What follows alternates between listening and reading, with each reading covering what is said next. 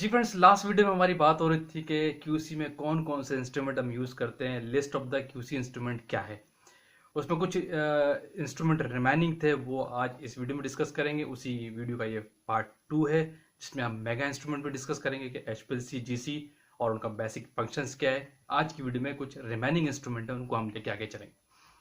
तो आगे चलने से पहले आप देख रहे हैं मेरा चैनल वॉइस ऑफ कियानी और मैं सफदर खान कियानी। अच्छा फ्रेंड्स, बड़े इंस्ट्रूमेंट बात करने से पहले कुछ एक दो छोटे इंस्ट्रूमेंट अभी रहते हैं, पहले उसको बता दें कि वो क्या है। जिसमें हम एक इंस्ट्रूमेंट की बात करते हैं तो होता है यूज लेबॉर्ट्री में, इंस्ट्रूमेंट रूम में यूज होने वाला इंस्ट्रूमेंट, जिसको हम कहते हैं कार्ल फिशर का इंस्ट्रूमेंट। ये वो कार्ल फिशर इंस्ट्रूमेंट है जिसमें आप इलेक्ट्रोमैग्नेटिक टाइट्रेशन के थ्रू किसी भी कंपाउंड में वाटर कंटेंट मालूम कर रहे होते हैं। ठीक है, यानी आपका जो कंपाउंड होता है, जो रॉ मटेरियल होता है बेसिकली, उसमें वाटर कितने परसेंट है वो आप इस इंस्ट्रूमेंट से चेक करते हैं। यानी वाटर ऑफ क्रिस्टलाइजेशन आप इंस्ट्रूमेंट में चेक करते हैं, नॉट एनवायरमेंटल मॉइस्चर। ठीक है, ये डिफरेंस याद रखिएगा। इसके साथ रिलेटेड एक और इंस्ट्रूमेंट भी होता है, इस पर आप वाटर मालूम करते हैं, एलओडी का टेस्ट लगाते हैं, जिसको हम कहते हैं ओवन। इस कंपैरेटिवली इन दोनों टेस्ट में बड़ा आपसे इंटरव्यू में क्वेश्चन किया जाता है कि क्या डिफरेंस है बिटवीन केएफ में, कार्ल फिशर टाइट्रेशन में और ओवन में एलओडी लगाने में। इन दोनों में कैसे आप डिफरेंस करते हैं, किस बेस पे आप दोनों एक दूसरे से अलग करते हैं। तो ये अक्सर आपसे इंटरव्यू में बहुत सी जगहों में आपसे पूछा जाता है। तो याद रखिएगा, कार्ल फिशर के अंदर इलेक्ट्रोमैग्नेटिक टाइट्रेशन होती है, इलेक्ट्रोमैग्नेटिक टाइट्रेशन प्रोसीजर होता है। इसमें आयोडीन, पायरोडीन और पायरोडीन एक रिएक्शन के through number of oxygen hydrogen remove करके आपको किसी भी कंपाउंड में वाटर क्रिस्टलाइजेशन यानी वाटर कंटेंट बताता है, कितने परसेंट वाटर कंटेंट है। लेकिन जो उसके अंदर एनवायरमेंटल मॉइस्चर जो एब्जॉर्ब करता है वो वाटर कैप आपको नहीं बताता। ठीक है, ये इंस्ट्रूमेंट इस पर्पस के लिए यूज होता है, एक एडवांस टेक्निक है। इसका अगेंस्ट दूसरी तरफ चला जाए, एक और इंस्ट्रूमेंट जो मैंने आपके साथ बताया था उसका जिक्र कर दूं, वो होता है ओवन, जिसमें आप डिफरेंट पर्पस के लिए आप यूज करते हैं। ड्राइंग पर्पस के लिए इसको आप यूज करते हैं। ओवन में आप नॉर्मली आप लॉस एंड ड्राइंग का टेस्ट भी लगाते हैं, आरओआई का भी टेस्ट लगाते हैं। बहुत सारे टेस्ट जो इग्निशन टाइप के टेस्ट होते हैं वो आप ओवन यूज करते हैं। अच्छा, एक बात यहाँ पे याद रखिएगा, ओवन के अंदर जो किसी भी कंपाउंड में आप लॉस एंड डाइंग का टेस्ट बनाते हैं, ओवन टेस्ट आपको एलओडी का जो टेस्ट है वो आपको वाटर क्रिस्टलाइजेशन बता देता है, और एनवायरनमेंट से मॉइस्चर वर्डाइज सब्सटेंस जो एवोपरेट होते हैं उनका भी परसेंट बताया था कि कितने परसेंट इसके अंदर मॉइस्चर था। ठीक है, वो भी एलओडी के लिए टेस्ट यूज करते हैं। यानी दूसरा इंस्ट्रूमेंट ओवन का था। ठीक है, एक और इंस्ट्रूमेंट जो वेरी कॉमन, वेरी बेसिक, मैं मेगा इंस्ट्रूमेंट जाने से पहले उसका जिक्र कर दूं, ज़ाहिर डेफिनेटली वो होता है एनालिटिकल बैलेंस। इस पे आपकी पूरी क्यूसी की बुनियाद है। जो भी आप टेस्ट परफॉर्म कर रहे हैं, सबसे पहला स्टेप वेइंग का होता है। अगर आपकी वेइंग एक्यूरेट नहीं है तो डेफिनेटली जो आपने बिल्डिंग बनाई है वो सब फेक हो जाएगी। अगर आपके वेइंग सही तरीके से नहीं किया तो स्टार्ट ही आपका गलत हो जाएगा।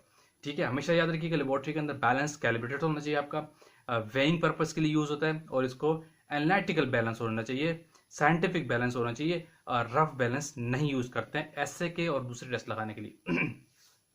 और एनालिटिकल बैलेंस के लिए कंडीशन ये है कि उसको 5 डेसिमल्स पे होना चाहिए, 3 डेसिमल पे 4 में नहीं।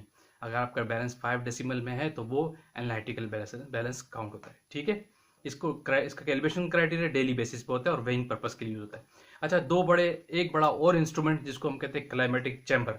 आप ही की लेबोरेटरी के अंदर या क्वालिटी एश्योरेंस या क्यूसी जो मिल के इस चीज़ को देख रहे होते हैं, जो आपकी स्टेबिलिटी हो रही होती है लेबोरेटरी के अंदर, जितने स्टेबिलिटी की टेस्टिंग होती है, उनके पास एक इंस्ट्रूमेंट होता है जिसको हम क्लाइमेटिक चैम्बर्स देते हैं। आपको पता है कि प्रोडक्ट को डिफरेंट कंडीशन पे, ह्यूमिडिटी पे और टेम्परेचर पे रखा जाता है, शेल्फ लाइफ पे भी, एक्सेलरेटेड स्टडी पे भी और लॉन्ग टर्म स्टडी पे भी। ये स्टेबिलिटी का सेक्शन कहलाता है। इस स्टडी को करने के लिए एक इंस्ट्रूमेंट यूज होता है जिसको हम कहते हैं क्लाइमेटिक चैम्बर्स, जो डिफरेंट टेम्परेचर पे और डिफरेंट ह्यूमिडिटी पे सेट किया जाता है एज पर प्रोडक्ट। ठीक है, इसका क्राइटेरिया डिफरेंट है, इसकी एसओपी अलग है, इसका प्रोटोकॉल बिल्कुल डिफरेंट होता है, लेकिन इस क्लाइमेटिक चैम्बर्स को भी क्यूसी या क्यूए में यूज किया जाता है। ठीक है, ये वो इंस्ट्रूमेंट। इसके साथ थोड़े से कुछ इंस्ट्रूमेंट माइक्रो लैब के अंदर भी होते हैं। माइक्रो लैब का एक अलग सेक्शन है, लेकिन अगर बहुत सी जगहों पर माइक्रो लैब अलग होती है, लेकिन मेरा फोकस क्यूसी में, इसलिए माइक्रो में के इंस्ट्रूमेंट को भी मैं डिस्कस नहीं कर रहा। ठीक है, तो ये क्यूसी के खास छोटे छोटे इंस्ट्रूमेंट है जिनको आप लेबोरेटरी में हर जगह यूज करते हैं। उनका फोकस क्या है वो साथ साथ मैंने आपको वो भी बताया। इसके बाद आप आते हैं सबसे बड़ा, सबसे ज्यादा 99.9% यूज होने वाला इंस्ट्रूमेंट, जिसको हम कहते हैं HPLC, high performance liquid chromatography या हाई प्रेशर लिक्विड क्रोमेटोग्राफी, दोनों टर्मिनोलॉजी यूज की जाती है। नॉर्मली जितने आपके लेबोरेटरी में एसए है, टैब की भी रिक्वायरमेंट होती है कि वो सारे आप HPLC पर परफॉर्म करेंगे। HPLC एक बड़ी मेगा इंस्ट्रूमेंट है, बहुत वास्ट टॉपिक है। नॉर्मली मैं जनरली आपको बता दूं, HPLC को आप एज क्वालिटेटिवली भी यूज़ करते हैं और क्वांटिटेटिवली भी यूज़ करते हैं। जब क्वांटिटेटिव की टर्मिनोलॉजी यूज़ होगी, ये चीज़ आपसे इंटरव्यू में पूछी जाती है कि HPLC क्वालिटेटिव टेक्निक्स या क्वांटिटेटिव टेक्निक्स। बेसिकली तो ये क्रोमेटोग्राफिक टेक्निक है, स्पेक्ट्रोफोटोमेट्रिक टेक्निक है। तो HPLC जो बेसिकली क्रोमेटोग्राफिक टेक्निक्स है, क्रोम कलर्स को कहते हैं, वो उसकी मैं थ्योरी में नहीं जा रहा, बहुत ज्यादा लंबी बात हो जाएगी। तो इस पे आप सेपरेशन का फेनोमेना हो रहा है on the basis of polarity. Compound elute होता है, कॉलम लगा होता है, कंपाउंड की इल्यूशंस होती है, डिफरेंट मोबाइल फेस होता है, स्टेशनरी फेस होता है, डिटेक्टर होता है जिसमें आपका कंपाउंड सेंस हो रहा होता है, in sense of electrical signals को कन्वर्ट कर रहा होता है पीक एरिया में। तो उसके बाद आप उसको कैलकुलेट करते हैं उसकी बेस पे किसी भी कंपाउंड का एसए, यानी नॉर्मली बता दूं, इस HPLC पे आप एसए टेस्ट परफॉर्म करते हैं। आइडेंटिफिकेशन भी हो जाती है, HPLC की कंसिडर की जाती है क्वालिटेटिव वाइज, और क्वांटिटेटिव वाइज जब आप करेंगे तो वो आपका एसए होता है। आपको पता है कि क्वालिटेटिव क्या है, क्या व्हाट इज प्रेजेंट, और क्वांटिटेटिव क्या है, हाउ मच इज प्रेजेंट। जब हाउ मच की टर्म यूज होगी तो डेफिनेटली क्वांटिटेटिव है, इसको हम ऐसे कहते हैं।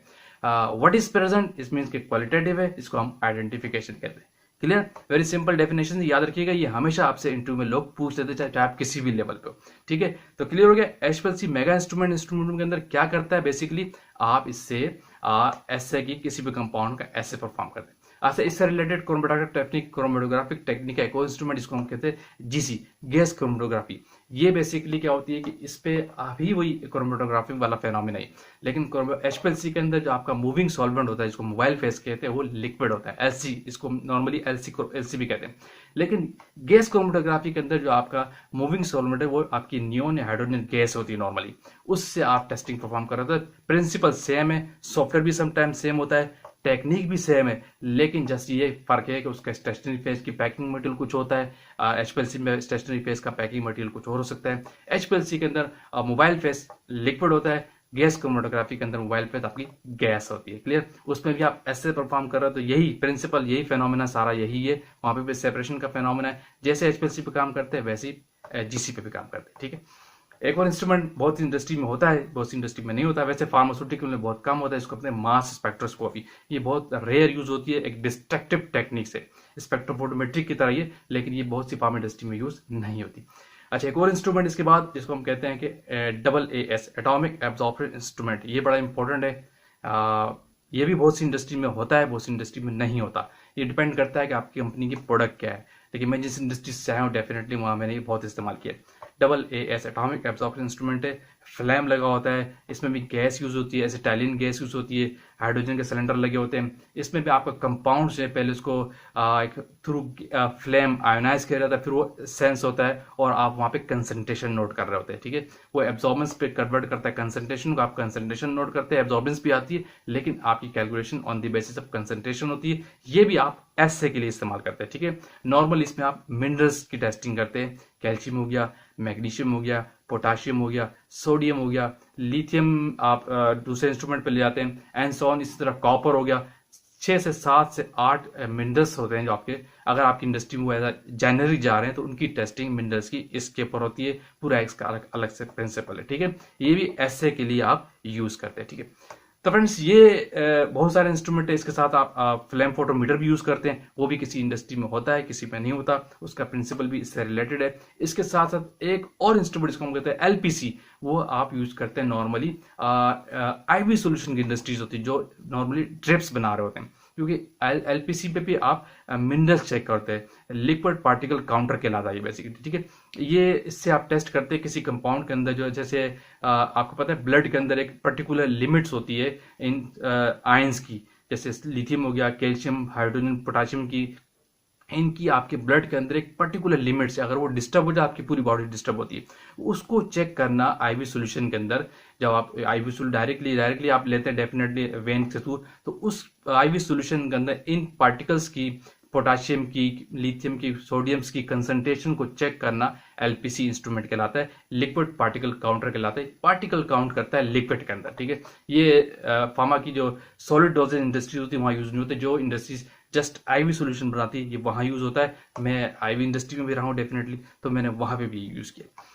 तो ऐसे मैंने तकरीबन 5% आपको इंस्ट्रूमेंट बता दिए कि फार्मा के अंदर ये सारे इंस्ट्रूमेंट यूज होते हैं, उनका बेसिकली ऑपरेशन पर्पस क्या है। क्योंकि आप किसी भी इंडस्ट्री में जाते हैं तो नॉर्मली आपसे पूछ लिया जाता है कि जो आप इंस्ट्रूमेंट यूज करते हैं मॉडल्स कौन से, क्या कैलिब्रेशन क्राइटेरिया, उनका बेसिकली फंक्शंस क्या होता है। मेरी आज वीडियो का फोकस ही था कि अपने लिस्ट ऑफ द इंस्ट्रूमेंट बताना था और उनका बेसिक फंक्शंस क्या था, वो मैंने एक ब्रीफली डिस्कस किया। क्लियर? वीडियो बहुत लंबी हो रही है तो अभी हम वीडियो को यहाँ क्लोज करते हैं। मैं इन दी एंड अगेन कहूँगा, वीडियो को लाइक कीजिए, शेयर कीजिए, कमेंट्स कीजिए, और जो लोग चैनल पे न्यू है वो लाजमी सब्सक्राइब कीजिए ताकि इस तरह की टेक्निकल वीडियोस आप तक पहुँचती रहे। Thank you for watching. अल्लाह हाफिज़।